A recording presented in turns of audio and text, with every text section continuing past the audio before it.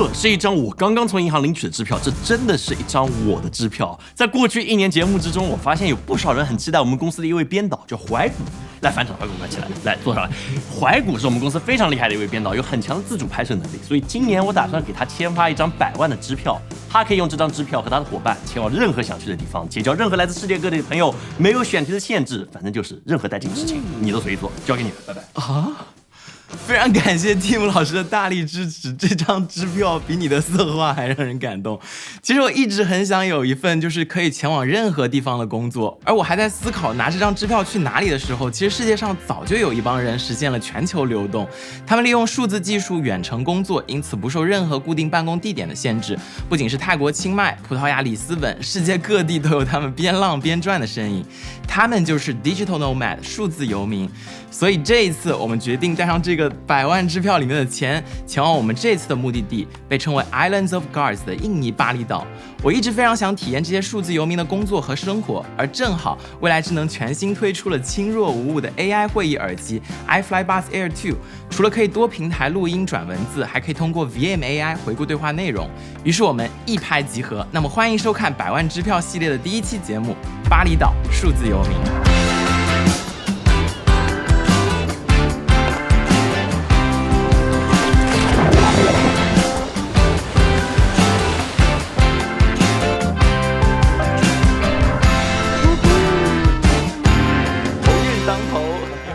看到我旁边停的这些摩托车应该是他们的这里的交通方式。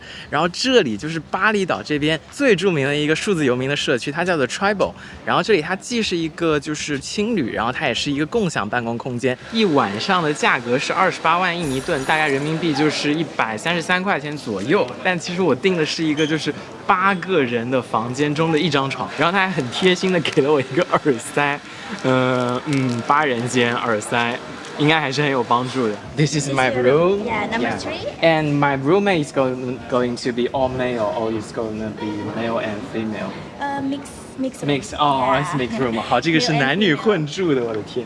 这个就是我的房间了，然后这里是我的床，感受一下这张床。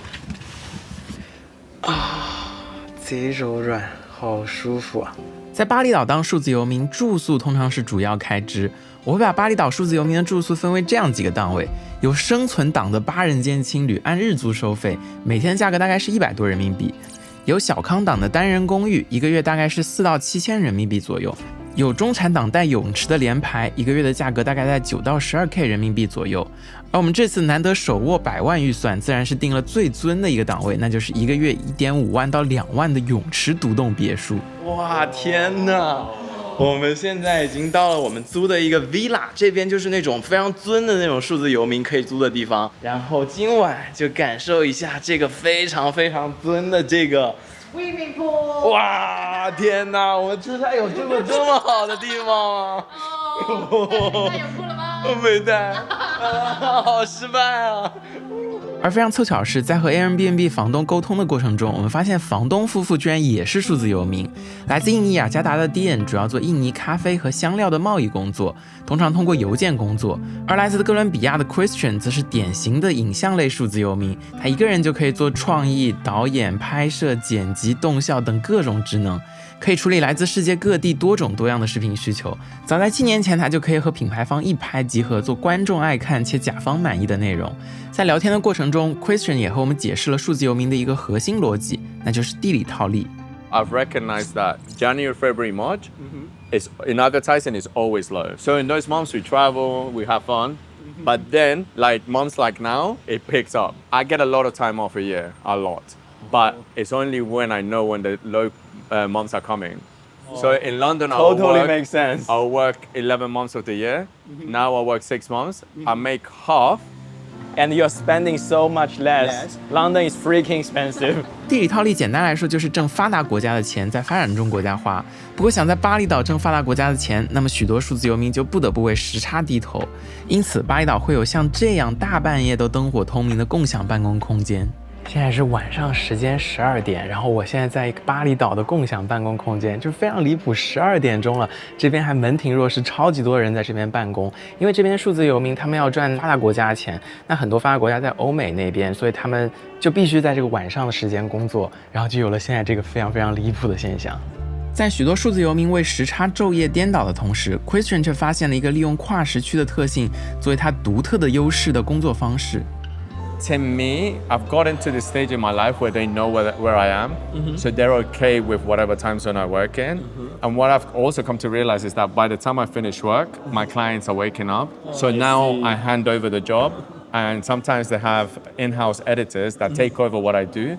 And then what ends up happening is that we have a 24-hour team. The guy in London finishes, I pick it up.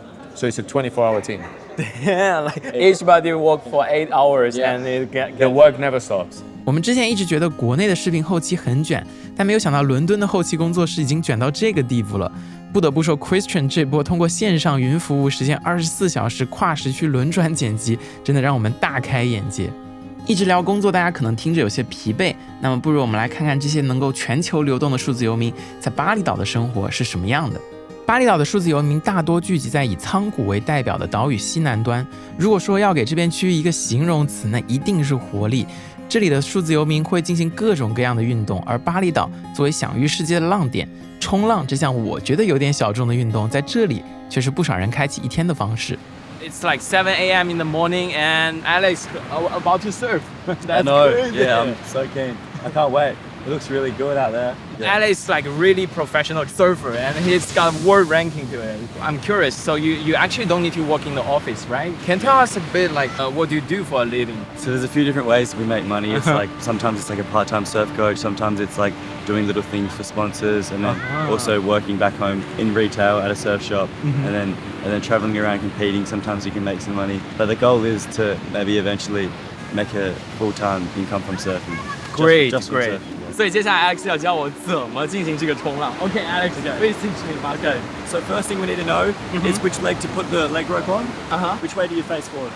Usually this way. Okay. Yeah. Okay, so that means we put the leg rope on the back foot. After, what we've got to do is learn, practice paddle. Yes. And then getting to our feet, the pop up. Yeah, paddle, paddle, paddle, up to the feet. Perfect. And then remember, get nice and low. That's good. That's what we want to see. Okay. All right, awesome. 马上要去冲浪了，这是我人生第一次冲浪，有点吓人，有点带劲了。出发！哎呀，我都拿不起这个板，有点费劲。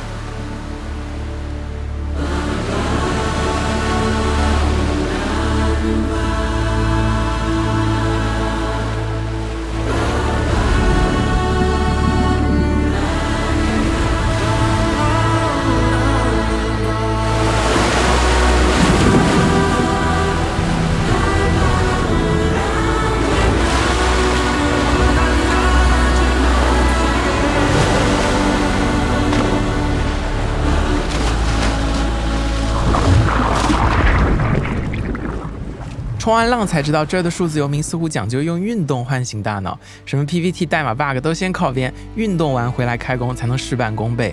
而除了在水面冲浪，来自法国的地产经纪人丁哥则更喜欢陆地滑行。这个真的不要模仿了，大家啊，安全第一，安全第一。好的。这非常离谱！今天一大早，丁哥就拉我们来拉练了，真的很舒服啊！你看，这是我的弟弟出新来啦！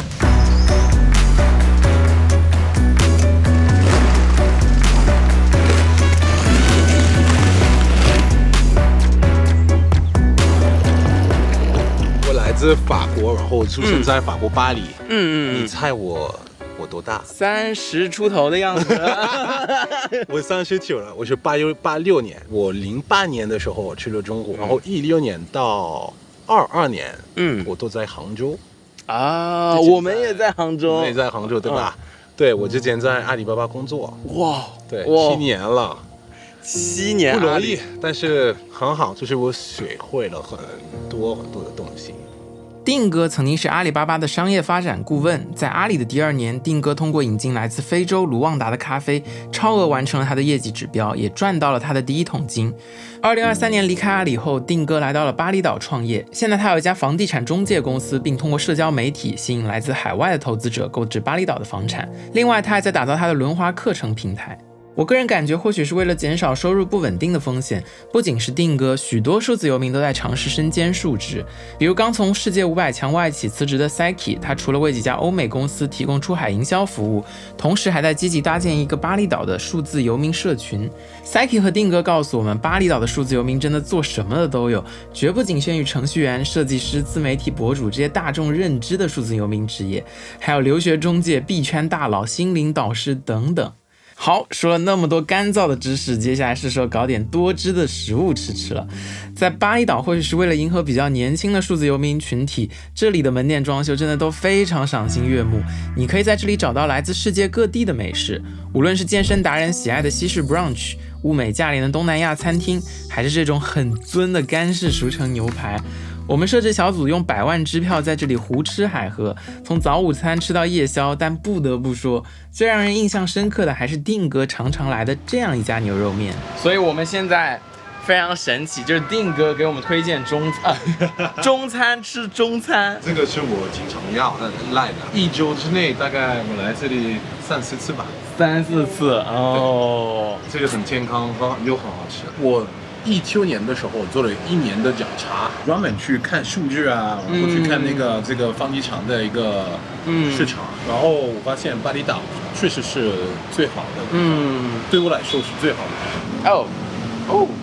哇，香的，有一种泡面无敌升级版的那种，因为泡面很好吃，然后这是那种真材实料的。但又有那种很香的那种味道的感觉。我之前在阿里巴巴工作的时候，如果我要找就是一些外国餐厅的话，就有一个叫 Wagas， 那个是一个轻食餐厅，我们所谓的白人饭，好像有点不是很对劲。你知道吗？我第一次在上海的时候，我那个叫了一个司机，然后我的中文那个时候非常的差，他打了电话，然后他说。哎，那个，我这个干嘛？我到了哪里啊？虽然说节目里看这些数字游民好像都是玩半天再工作个半天，但这并不完全准确。对于刚来巴厘岛的 Psyche 来说，半日的高效工作便足够完成他的任务。而还有许多人，特别是程序员们，其实是认认真真遵循8小时的工作时长。至于从阿里出来已经创业的卷王定哥，他的每日工作时长都会超过8个小时。在定哥家品鉴完他的鲜榨果之后，定哥也分享他一直能坚持这样工作时长的原因。我现在就是每天6点半、7点起床，做运动，做饭，工作，吃饭，工作，健身，直播，睡觉啊，这个是我的时间点。我知道每一天要做什么，就是我每个星期的目标我已经非常的明确，每个月要做的东西我也非常的了解清楚。所以这个算是我自己的每个星期和每个月的 KPI 嘛。定哥很神奇的是，他会给自己设置 KPI，就是像以前他在阿里工作那样。如果我没有工作了，或者说不是没有工作，就是我不在这家企业上班，那我肯定不会给自己制定一个 KPI，我不是这样的人。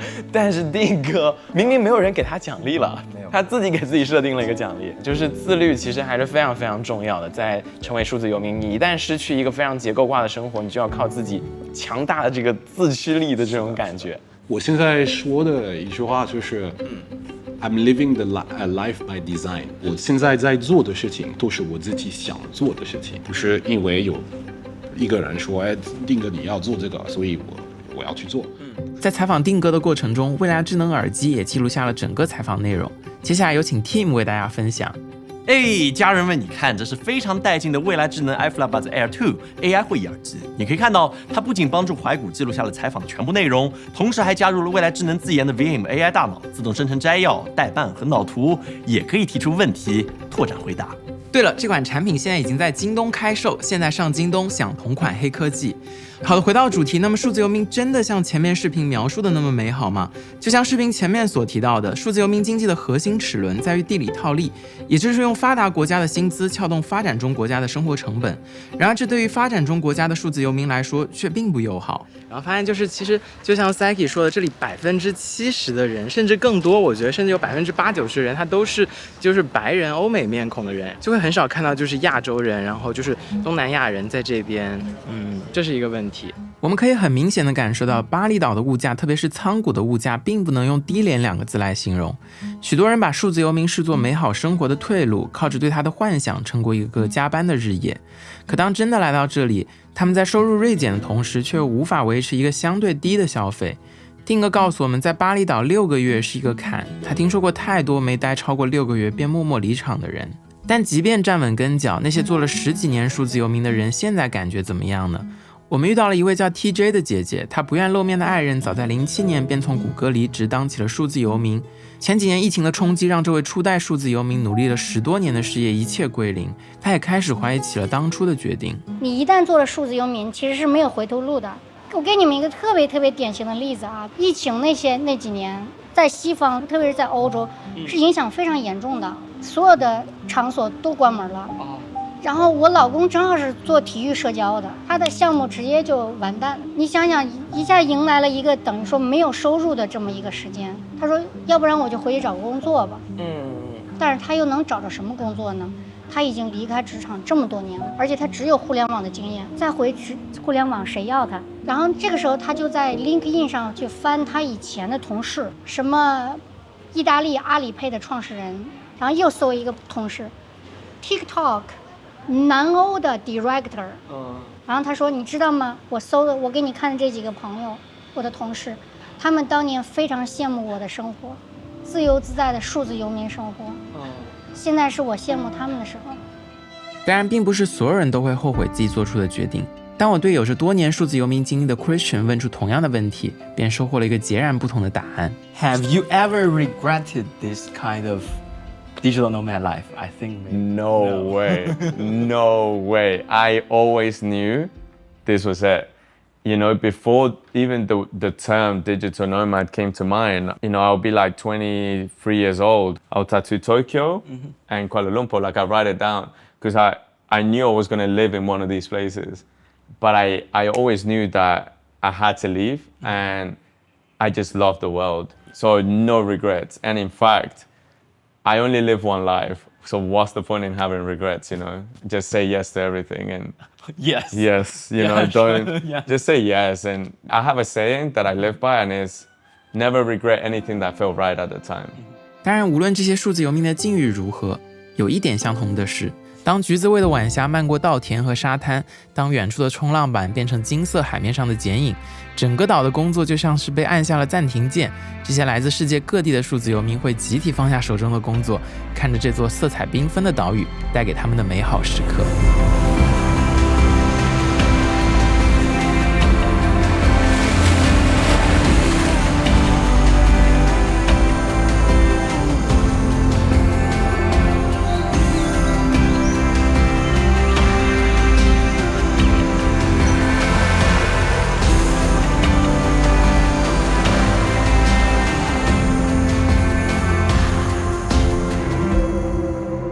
你是不是以为视频到这里就结束了？数字游民真的像前面的视频里面描绘的那么美好吗？当这些供数字游民出入的高档场所越来越多，原住民又在哪里？我们是不是应该问出那个经典的问句 But at what cost? But I also feel like Bali may be introducing too many people into an island that can't handle their infrastructure. A lot of people get to be, let's say, on bikes without license, without knowing how to ride a bike, so there's a lot of accidents.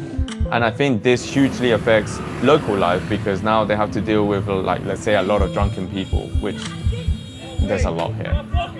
据说现在全岛注册机动车数量已经超过了道路承载能力的3倍，遍地开花的酒吧夜店也让夜间行驶增加了更多不稳定因素。而除了交通，还有垃圾危机以更静默的方式侵蚀着岛屿。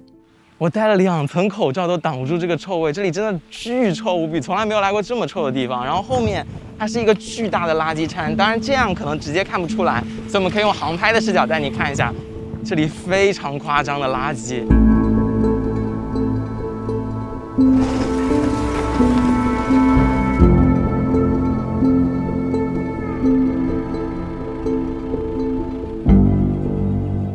蜂拥而至的数字游民带动着巴厘岛的物价和房屋租金不断攀升，而这些不断上涨的生活成本影响的绝不仅仅是那些无法长期在这里停留的数字游民，更多其实是当地人。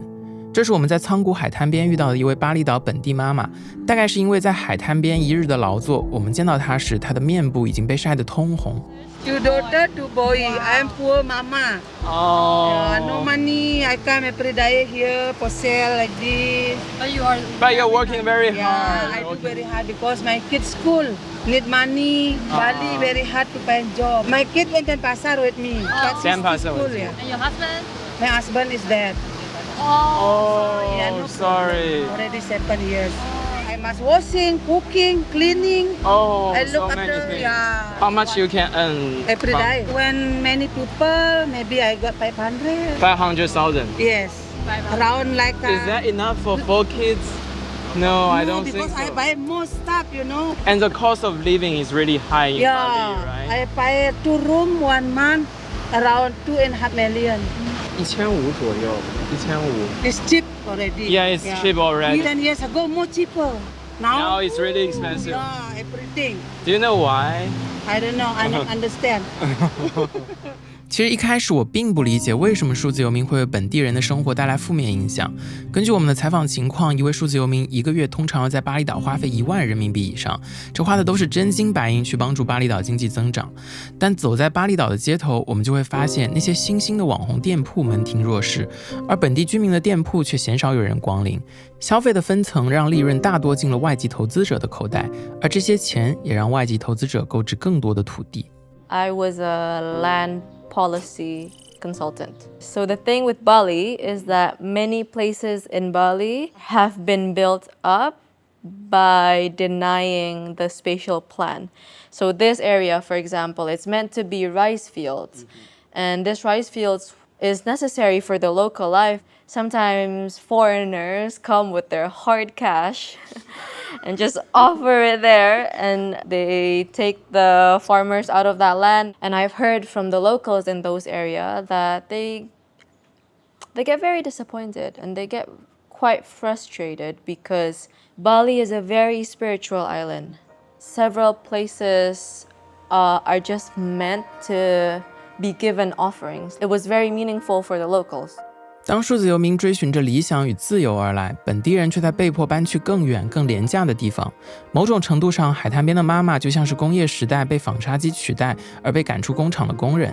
尽管原住民会遇到交通变得更糟、垃圾无法处理、物价上涨等等问题，但在数字游民帮助巴厘岛经济的大飞轮上，这似乎被视作一种必要的牺牲。They just follow through with it. They find land a bit more north or a bit more east. But I would also say that Balinese people are very intelligent. They hold a very strong sense of belonging to their land, that they don't sell it that easily now. At least what I'm seeing, we've spoken to the owners of the land and they said, I can't let the land go because my great-grandfather or even greater than that was working on this land. It holds a very special meaning to us, and we want our son and their sons and daughters to still have access to this land and to care for it. 在我们待在巴厘岛的最后一天，正好是每210天一次的加隆安节。迪恩告诉我们，这是一个象征正义战胜邪恶的日子。家家户户会在节日前立起这个名叫 Panjo 的神柱。有人说 Panjo 代表着东部的神山，有人说它代表着神龙的尾翼。但有一个版本我觉得很有意思，他们说 Panjo 的姿态是高耸挺拔，但又在顶端低垂下来，这代表着巴厘岛人的一种人生哲学。无论取得了多高的成就，也绝不能忽视那些不那么幸运的同胞以及脚下的土地。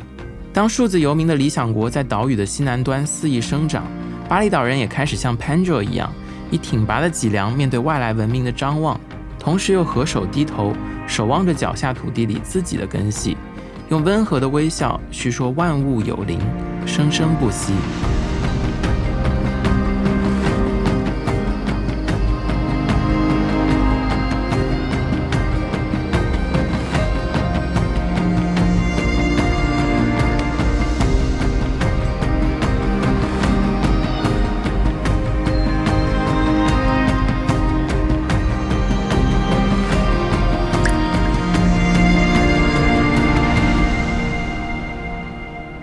那么到这里，我们的巴厘岛旅程就结束了。除掉公司承担的出行成本，我们4人在巴厘岛12天的支出大约是42000人民币。这个消费你觉得怎么样？如果你还有什么想在百万支票节目里面看到的地方或者体验，也欢迎给我们在弹幕和评论区里面留言。